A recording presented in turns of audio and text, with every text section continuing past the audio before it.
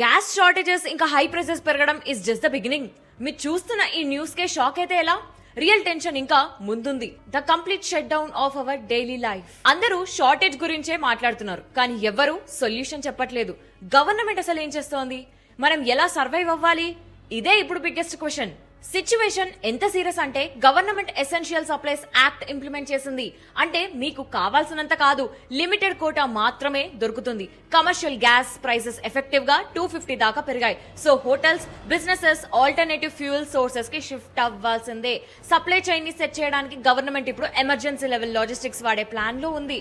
కానీ ప్రైసెస్ అవి తగ్గే వరకు వెయిట్ చేస్తే ఎనర్జీ ఎమర్జెన్సీలోకి వెళ్ళిపోతాం. ఈ 25 days waiting period is just a trailer. Main cinema ఇంకా ముందుంది. చట్టం తన పని తాను చేస్తూ వెళ్తది అని అనుకోకుండా మనం కూడా వేస్టేజ్ లేకుండా ఎలా వాడుకోవచ్చు అనేది ఆలోచించుకుంటూ వాడుకోవాలి. బ్లాక్ మార్కెటింగ్ కి ఛాన్స్ ఇవ్వకండి. Next 3 months are very crucial.